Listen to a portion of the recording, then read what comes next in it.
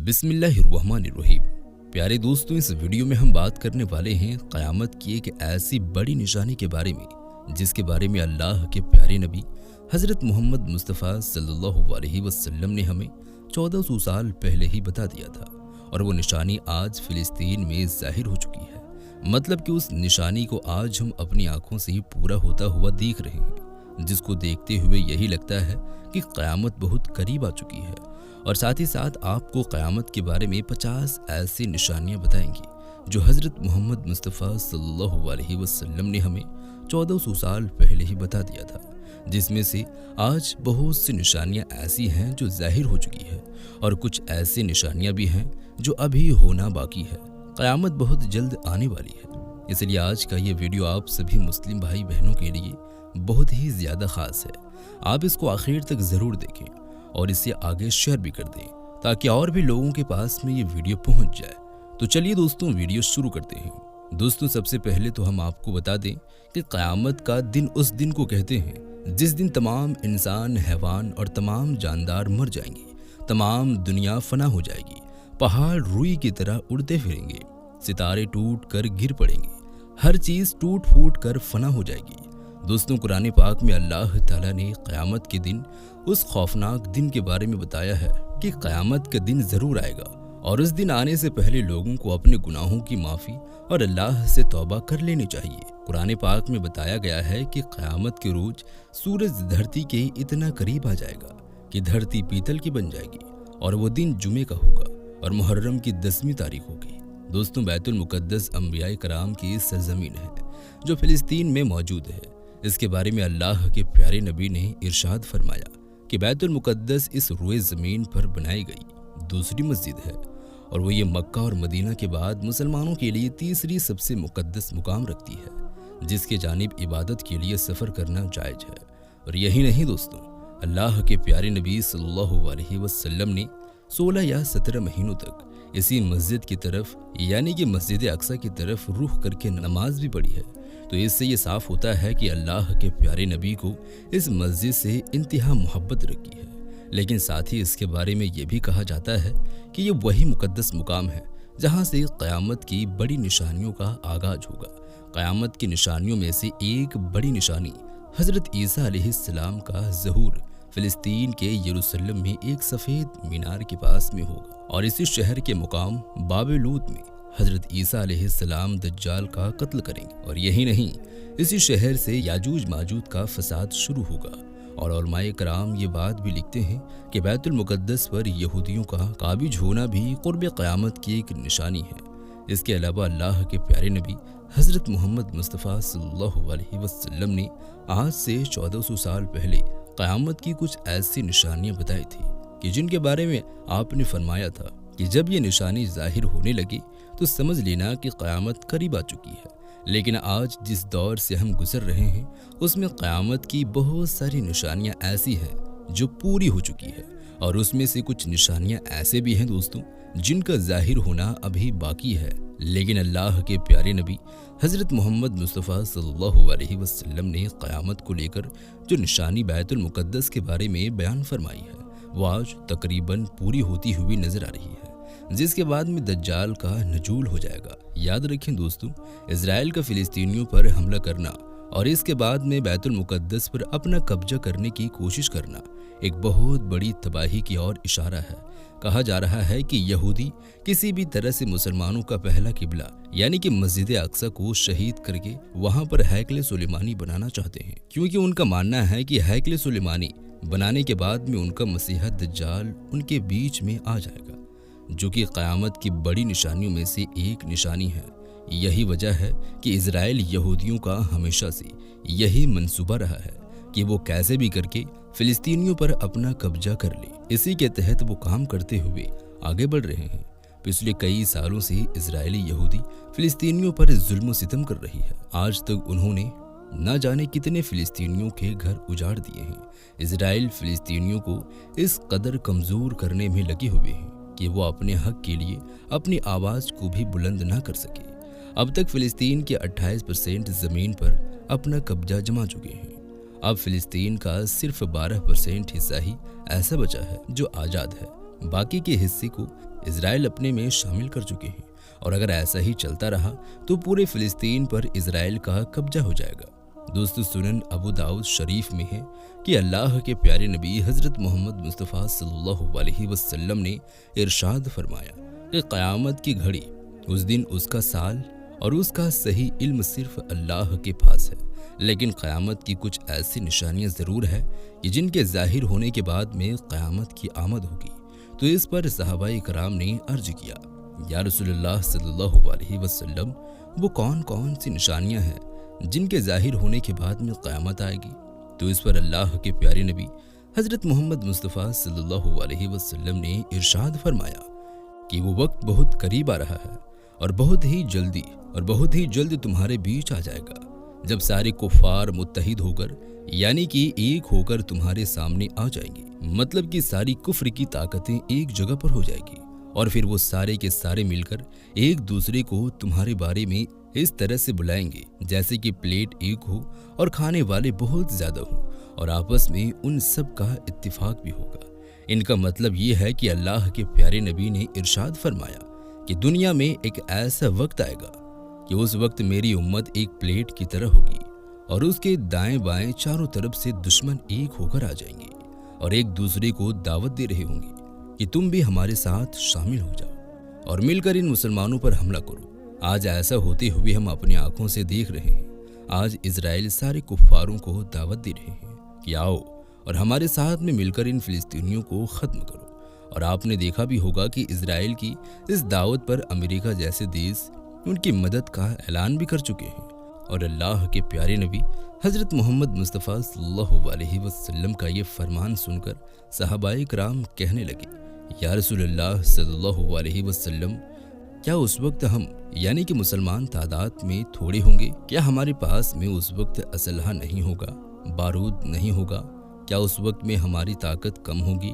تو اس پر اللہ کے پیارے نبی حضرت محمد مصطفیٰ صلی اللہ علیہ وسلم نے فرمایا کہ نہیں، اس وقت تمہاری تعداد بہت زیادہ ہوگی، تمہارے پاس میں اسلحہ بھی ہوگا، بارود بھی ہوگا، تعداد بھی بہت زیادہ ہوگی، لیکن اس کے باوجود بھی تم کمزور ہو جاؤ گے، وہ اس لیے کہ اس وقت تم سیلاب کی جھاگ کی مانند ہو جاؤ گے۔ یاد رکھیے، اللہ کے پیارے نبی حضرت محمد مصطفیٰ صلی اللہ علیہ وسلم نے آج سے 1400 سال پہلے جو فرمایا تھا وہ آج سچ ثابت ہو چکا ہے۔ یہی وجہ ہے کہ آج دنیا کے تمام اسلامک دیش ایک جھاگ کی طرح بن گئے ہیں۔ آج مسلمانوں کے پاس میں فوجیں بھی ہیں، ہتھیار بھی ہے، تعداد میں زیادہ بھی ہے، طاقت بھی ہے، لیکن اس کے باوجود بھی آج ہم پلیٹ کی طرح کفار کے سامنے کھڑے ہیں۔ اور یہی نہیں، اس کے آگے اللہ کے پیارے نبی نے ارشاد فرمایا کہ اللہ تعالیٰ تمہارے دشمن کے سینوں سے تمہارا خوف نکال دے گا اور تمہارے دلوں میں دشمن کا خوف ڈال دے گا۔ تو سمجھ لینا کہ قیامت قریب آ چکی ہے، اور آج بھی ہم اپنی آنکھوں سے دیکھ رہے ہیں۔ آج ہم امریکہ سے ڈر رہے ہیں، اس لیے کہ ہم تباہ و برباد ہو جائیں گے، ہمارے سارے کاروبار ٹھپ ہو جائے گا، اور ایسا بھی ہوتا ہوا آج ہم اپنی آنکھوں سے دیکھ رہے ہیں۔ تو یہ سن کر ایک صحابی نے عرض کیا، یا رسول اللہ صلی اللہ علیہ وسلم، اس وقت مسلمانوں کی کیسی حالت ہوگی؟ مسلمان اس حالت میں کیوں پہنچیں گے؟ اتنی کمزور حالت میں ہم کیوں آ جائیں گے؟ تو یہ سن کر اللہ کے پیارے نبی حضرت محمد مصطفیٰ صلی اللہ علیہ وسلم نے فرمایا کہ اس وقت مسلمان دنیا سے پیار کرنے لگیں گے اور موت سے ڈرنے لگیں گے۔ پیارے دوستوں، آج ایسا بھی مسلمانوں کے ساتھ ہو رہا ہے۔ آج مسلمان دنیا سے پیار کرنے لگے ہیں اور موت سے انہیں نفرت ہو گئی ہے۔ یہی وجہ ہے کہ آج مسلمان کمزور پڑ چکے ہیں۔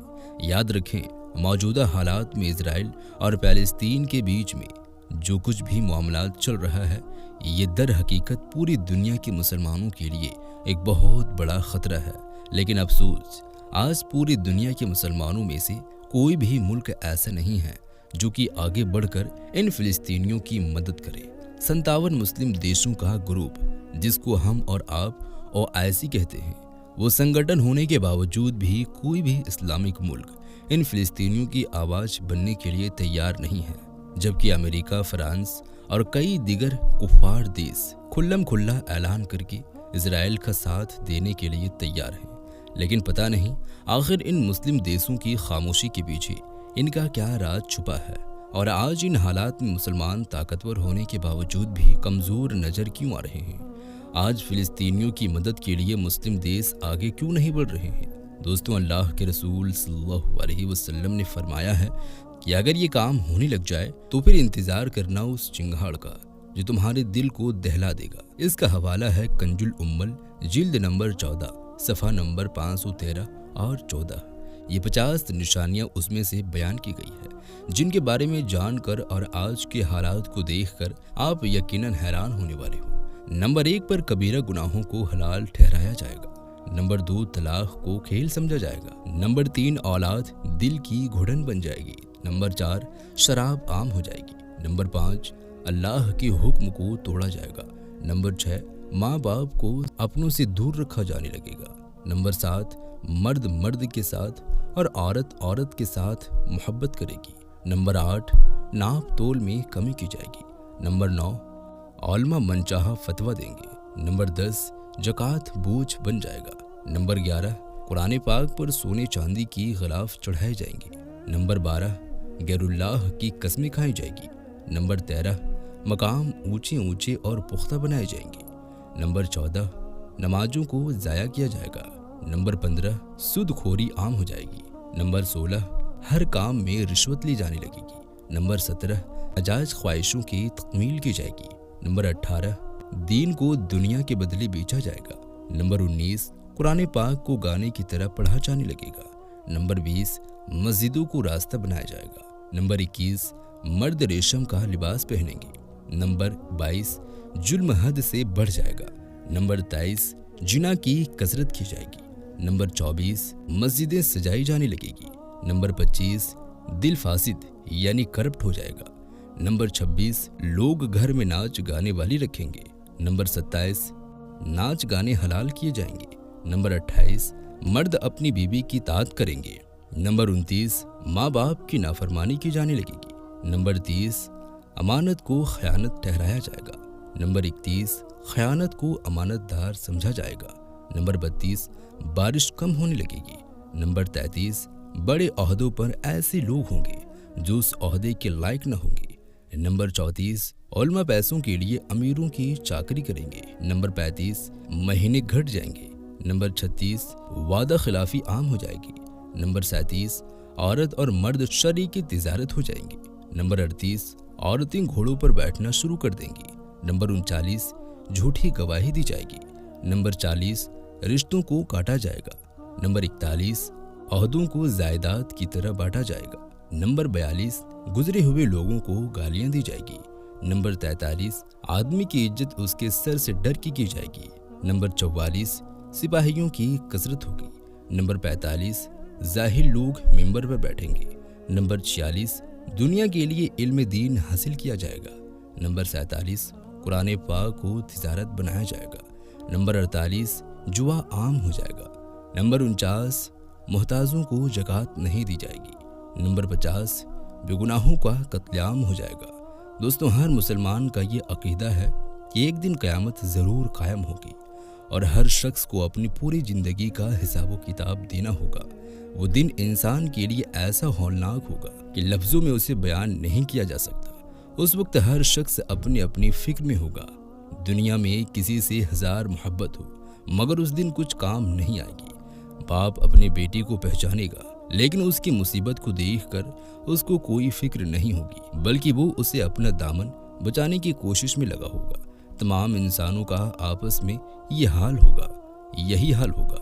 قرآن کریم نے قیامت کے ہولناک منظر اور آپسی افراتفری کو اس طرح بیان کیا ہے، آخرکار جب کان بہرا دینے والی آواز بلند ہوگی اس روز آدمی اپنے بھائی اور اپنی ماں، اپنی بہن، اپنی باپ، اپنی بیوی، اپنے اولاد سے بھاگتا پھرے گا۔ اس میں سے ہر شخص پر اس دن ایسا وقت آ پڑے گا کہ اس وقت اپنے سوائے کسی کا ہوش نہیں ہوگا۔ کچھ چہرے اس دن دمک رہے ہوں گے، خوش اور خرم ہوں گے۔ کچھ چہروں پر اس دن خاک اڑ رہی ہوگی، ان پر سیاہی چڑھی ہوگی۔ یہی کافی لوگ کہیں گے۔ دوستوں، اللہ کے نبی صلی اللہ علیہ وسلم نے فرمایا کہ قیامت کے دن ہر مالدار اور غریب آدمی یہ تمنا کرے گا کہ کاش ان کو دنیا میں صرف گزارا کرنے کی روزی دی جاتی۔ تو دوستوں، ان باتوں کو دیکھتے ہوئے یہی لگتا ہے کہ اللہ کے پیارے نبی نے آج سے 1400 سال پہلے قیامت کی جو نشانیاں بیان کی تھی वो आज तकरीबन पूरी हो चुकी है, जिसको देखते हुए यही लग रहा है कि क़यामत करीब आ चुकी है और बहुत ही जल्द क़यामत आने वाली है। अल्लाह से दुआ है कि अल्लाह पाक हमारे फ़िलिस्तीनी मुसलमान भाई बहनों की गैब से मदद फरमाए और तमाम उम्मत मुसलमानों को कुफ़ार के ख़िलाफ़ एकजुट होने की तौफ़ीक अता फरमाए। आमीन सुम्मा आमीन। प्यारे दोस्तों, एक बार कमेंट बॉक्स में आमीन ज़रूर लिखें। क्या पता किसका लिखा हुआ आमीन अल्लाह की बारगाह में कबूल हो जाए। तो इस वीडियो को आप अपने दोस्तों अहबाबों में ज़्यादा से ज़्यादा शेयर करें। मिलते हैं एक और नई वीडियो के साथ, तब तक के लिए खुदा हाफ़िज़।